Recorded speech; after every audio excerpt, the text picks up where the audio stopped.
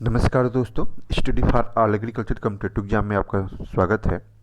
Irrigation water management, तो इसके अंतर्गत कुछ इम्पॉर्टेंट टॉपिक हैं, हम उनको कवर कर लेते हैं। तो 2-3 वीडियो में हमारी कोशिश रहेगी कि इरिगेशन से रिलेटेड जो भी क्वेश्चन कॉम्पिटिटिव एग्जाम के दृष्टिकोण से बनते हैं उन सारे क्वेश्चन को कवर कर दिया जाए।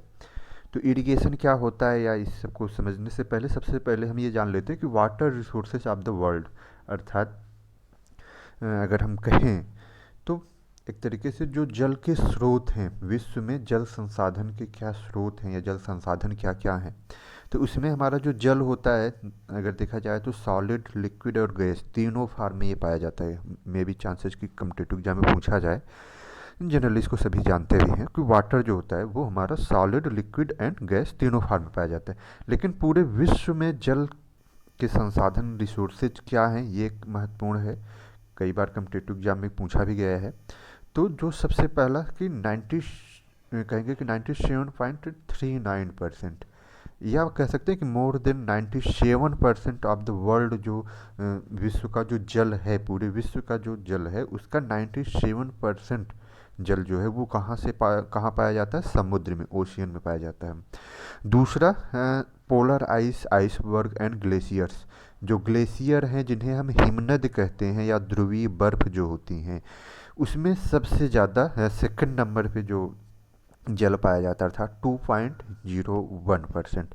अर्थात पूरे विश्व का 2.01% जो है, कहेंगे कि जो वाटर है वो ग्लेशियर, आइसबर्ग और पोलर आइस में पाए जाते हैं। थर्ड वन हमारा जो महत्वपूर्ण है, कई बार कम्पिटिटिव एग्जाम में ये पॉइंट पूछा भी जाता है कि ground water and soil moisture. कहने का मतलब यह है कि जो मृदा में, मिट्टी में जो नमी पाई जाती है, जो ग्राउंड वाटर है, और जो एक तरीके से सॉइल मॉइस्चर, वो कितना परसेंट है? तो वो 0.58%।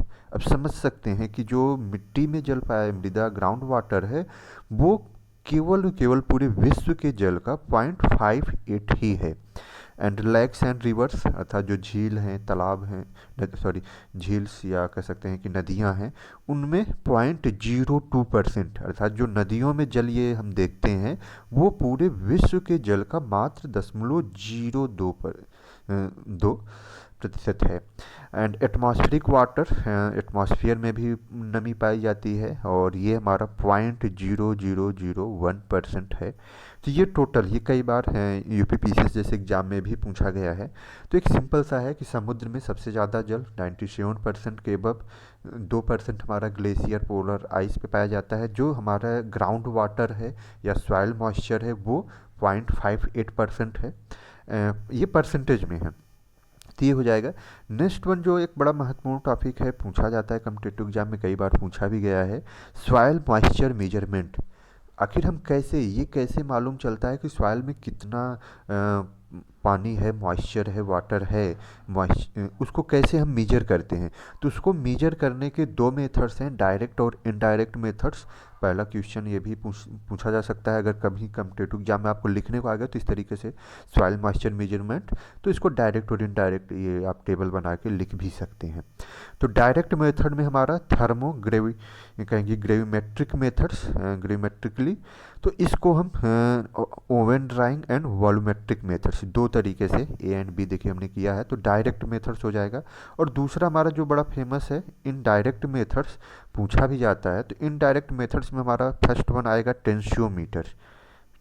टेंशियोमीटर, या जिसे हम क्या कहते हैं, ईरोमीटर, इसका कॉमन नेम है ईरोमीटर, तो ये भी पूछा जा सकता है, इनडायरेक्ट मेथड्स। दूसरा हमारा जिप्सम ब्लॉक है, न्यूट्रॉन प्रोब है, ये पूछा भी गया था अभी, neutron probe, pressure plate, and कहेंगे कि प्रेशर मेम्ब्रेन या प्रेशर एपॉल्टस। तो ये 5-6 जो भी हैं, ये इनडायरेक्ट मेथड्स हैं किसके? सॉइल मॉइस्चर एक तरीके से मेजरमेंट के। तो ये हमारा हो जाएगा। अब थोड़ा सा साल्ट में इन सब के बारे में देख लेते हैं। डायरेक्ट मेथड्स में क्या होता है कि determination of water in the soil, अर्थात हम डायरेक्टली ये पता लगाते हैं कि जो मिट्टी है उस मिट्टी में वाटर की क्या मात्रा है। जैसे हम ओवन ड्राइंग मेथड्स में हम मॉइस्चर कंटेंट अगर निकालते हैं तो वेट, अर्थात एक सिंपल सी, अगर हम इसको एग्जांपल के तौर पे समझें तो 1 kg अगर हमारा मिट्टी लेते हैं, 1 kg हमने मिट्टी ली जो कि एक तरीके से वेटेड है।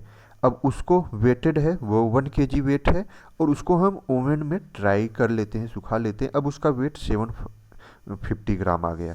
तो कहेंगे कि 1750। फिर इसके बाद है ड्राई वेट, ये जो इसका फार्मूला है कि wet weight minus dry weight upon dry weight into 100। तो कहेंगे कि 1000 माइनस 750 एंड 750 इंटू 100। तो अब ये जो परसेंटेज, अब इसमें हमें निकल के आ जाएगा कि मॉइस्चर कंटेंट इस 1 kg जो उस कंडीशन की सॉइल थी, उस सॉइल में कितना मॉइस्चर परसेंटेज था। तो ये मॉइस्चर कंटेंट निकल आता है। इसी तरीके से हम निकालते हैं। तो ये डायरेक्ट मेथड्स होता है। इनडायरेक्ट मेथड्स में हम एस्टिमेट अमाउंट ऑफ वाटर, अब देखिए समझने की कोशिश है कि इसमें हम अमाउंट ऑफ वाटर जो है वो एस्टिमेट करते हैं through the properties of water in the soil. अर्थात जो मिट्टी है, मृदा है, सॉइल है, उसमें जो पानी पाया जा रहा है, उस पानी के प्रॉपर्टीज, अर्थात कह सकते हैं कि उस पानी के जो प्रॉपर्टीज, वाटर की जो प्रॉपर्टीज होती है, उसके माध्यम से एक तरीके से हम वाटर का एस्टिमेट, अमाउंट ऑफ वाटर जो है वो एस्टिमेट करते हैं। तो ये इनडायरेक्ट मेथड, इनडायरेक्ट मेथड में हमने पहले ही बता दिया, टेंशियोमीटर पूछा भी जाता है, प्रोब कहेंगे कि एक तरीके से न्यूट्रॉन प्रोब्स, ये डिफरेंट मेथड्स हैं। अब इसके बाद नेक्स्ट एक बड़ा ही महत्वपूर्ण टॉपिक जो आता है, देखिए ये साल्ट में है, बहुत ज़्यादा मैं डीपली नहीं, critical stages of important crop. जो डिफरेंट हमारे इम्पॉर्टेंट क्रॉप हैं उनके लिए इरिगेशन के लिए, या कह सकते हैं सिंचाई के लिए, मॉइस्चर के लिए, इरिगेशन का हम कहेंगे कि एक तरीके से मॉइस्चर सेंसिटिव स्टेजेस क्या होती हैं। तो उसमें अगर हम सबसे पहले हमारा जो मेजर राइस क्रॉप है, तो फेनिकल इनिशिएशन एंड फ्लावरिंग, ये दोनों ऐसे स्टेज हैं जिस पे मॉइस्चर प्रॉपर हमारे क्रॉप को मिलनी चाहिए, अर्थात सॉइल में होनी चाहिए। दूसरा हमारा वीट है, तो क्राउन रूट इनिशिएशन, CRI इसका पूरा नाम भी पूछा जाता है। सेकंड जो है ज्वाइंटिंग स्टेज जब होती है उस समय मॉइस्चर सॉइल में होनी चाहिए। And third one milking stage. And सोरघम है, सीडलिंग, फ्लावरिंग, मेज है। मेज में देखिए सारे क्वेश्चन पूछे जाते हैं, राइस में भी पूछा जाता है, व्हीट में भी पूछा जाता है। मेज है तो सिल्किंग एंड टेसलिंग स्टेज, जब सिल्किंग और टेसलिंग होने लगती है उस समय एक तरीके से आवश्यकता होती है। और उसके अलावा अगर हम बात करें, पियर मिलेट्स है, flowering and panicle initiation. Ground nut है, पूछा जा सकता है, रैपिड फ्लावरिंग जब होने लगती है। पेगिंग, जब पेग बनने लगते हैं, अर्ली पॉड फॉर्मेशन, उस समय ग्राउंड नट जो सॉइल है, ग्राउंड नट की जो फील्ड है, उसके जो सॉइल, उसमें एक तरीके से प्रॉपर मॉइस्चर होना चाहिए। नेक्स्ट वन अगर हम बात करें, ग्रीन ग्राम है, green gram and black gram.